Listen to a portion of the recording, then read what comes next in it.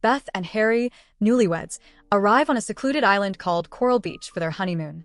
The old man who brought them warns that if they have an emergency, they can call him using the satellite phone, but only within the next 10 days. Beth dismisses the concern, saying they plan to stay for the full duration and enjoy their time alone. With no one else on the island, they are free to do whatever they want. After a while, they go swimming, with Beth recording their moments on her camera. Later, as they relax, Beth notices small footprints in the sand near them. Alarmed, she wakes Harry, and they follow the trail into the forest, but the footprints suddenly disappear. Finding no explanation, they brush it off and focus on their honeymoon. Beth looks for a good spot to make a bonfire, while Harry ventures into the forest to gather wood. There, he stumbles upon bones, too large for a bird but unclear whether they belong to a human or an animal. Suddenly, he hears a noise behind him, but when he turns, there's no one there. Shaken, he returns to Beth and tells her about the bones. They discuss it briefly, but Harry quickly changes the topic and they move on. As night falls, they settle into their tent. In the middle of the night, they hear movement outside. Harry checks but sees nothing and assumes it's just the wind rustling the leaves.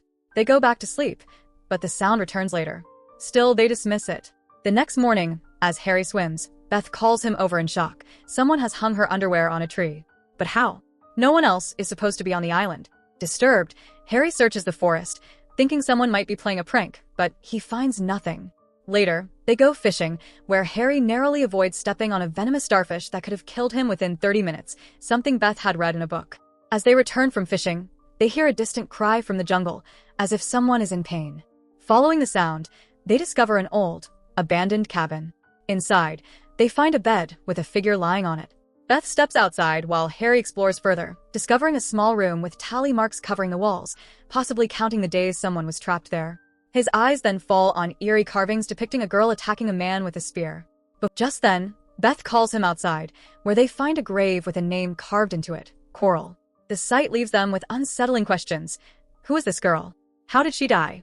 And what exactly happened here? Back at their tent, Beth reviews her camera footage and initially enjoys reliving their memories. But then, her expression changes.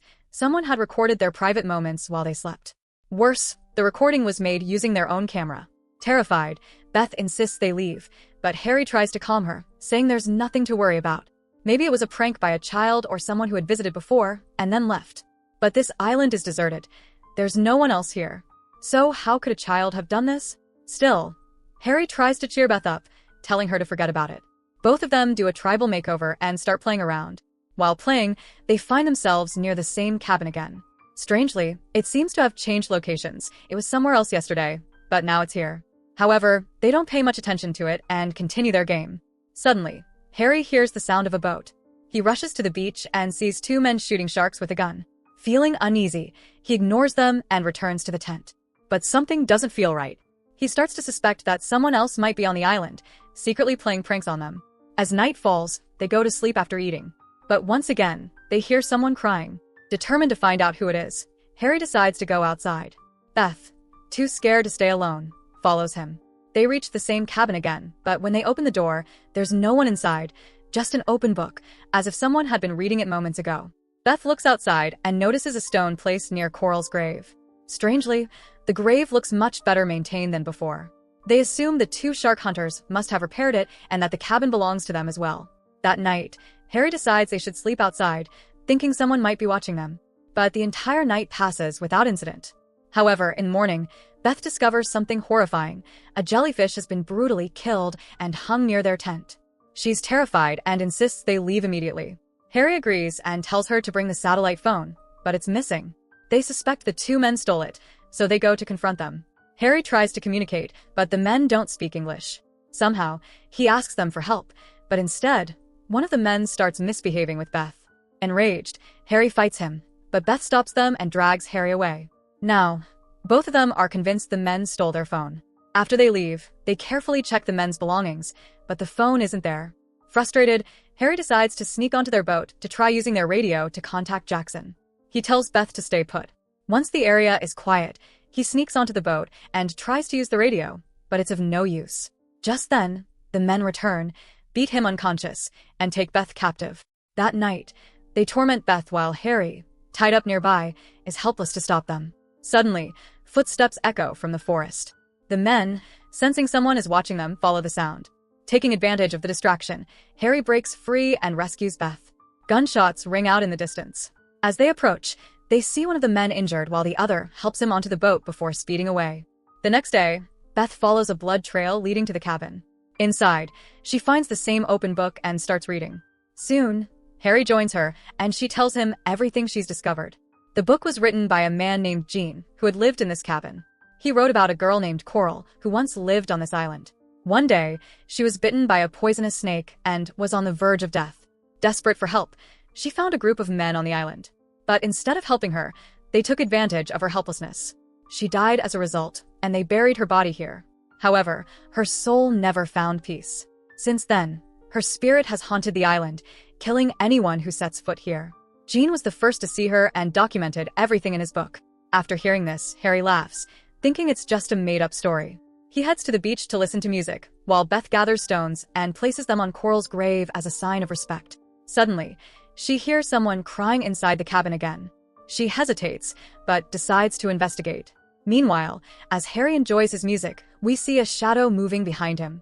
When he turns around, whatever was there has already disappeared. That night, Beth insists again that Coral's spirit is real and roaming the island. She believes they need to do something, but Harry mocks her, saying, "If that spirit kills everyone who comes here, then why are we still alive?" Beth has no answer. Later that night, while they sleep, we catch a brief glimpse of a spirit moving around. Harry wakes up but, like always, sees nothing. Yet someone or something is definitely there, lurking unseen. This has been happening for 7 days now, and Beth is mentally exhausted. She wants to leave as soon as possible. Then, she notices a plane flying overhead, meaning flights regularly pass through here. Thinking this is their chance, she starts preparing to light a signal fire. Just then, the ringing of the satellite phone echoes from inside the cabin. Shocked, Harry rushes inside, opens the door, and finds the phone lying there. He picks it up and says, "Hello?" But instead of a response, all he hears is a girl's blood-curdling screams, as if she is being tortured. Terrified, Harry throws the phone, breaking it. But then, to his horror, the shattered phone starts ringing again, this time with no number displayed. His fear turns to panic. As he stands frozen, we suddenly see a girl in front of him, holding a knife. It's Coral. Without hesitation, she brutally stabs Harry, making him suffer the same pain she once endured. The book's warning was true. Whoever comes to this island dies. Harry is now dead. Beth, unaware of what has happened, begins searching for him when he doesn't return. Night falls, and as she looks around, she notices something horrifying. Blood is dripping from Coral's grave. When she gets closer, she sees Harry's lifeless body hanging above it. Shocked and terrified, she faints. The next morning, Beth regains consciousness, only to find herself lying next to Coral's grave. But now, everything seems normal. There is no dead body, no blood. Still, she knows she has to escape. As she runs toward the beach, she sets fire to some wood, hoping to create a signal. That's when her eyes fall on a freshly dug pit near Coral's grave. Next to it is another grave, most likely Harry's. But beside it, there's an empty grave. It's meant for her. Beth panics and starts running. But just then, she sees something standing above the water. In her panic, Beth stumbles and steps on a deadly starfish. The venom begins spreading through her body. Just like Coral once did, Beth starts crying in unbearable pain. Coral stands at a distance, silently watching. Half an hour passes. As Beth struggles, memories of the time she spent on this island flash before her eyes. Slowly, her cries fade, and she takes her final breath. 10 days pass. Jackson arrives as promised to pick them up. But when he reaches the island, all he finds are their belongings. Beth and Harry are nowhere to be seen. Concerned, he searches the area and eventually enters the old cabin. Inside, he discovers the same book Gene once wrote. As he flips through the pages, he suddenly feels a presence behind him. Beth is standing there. Before he can react, he vanishes. Now, Beth's soul is trapped on the island, just like Coral's. In the final shot, we see two graves, Coral's and Beth's, side by side. Beth was the only one who understood Coral's pain, always placing a stone on her grave. But in the end, it wasn't Coral who killed her. Beth died because of her own mistake, stepping on the starfish. And with that, the story ends. So that's it. Hope you enjoy the story. Subscribe and press the bell icon for more videos.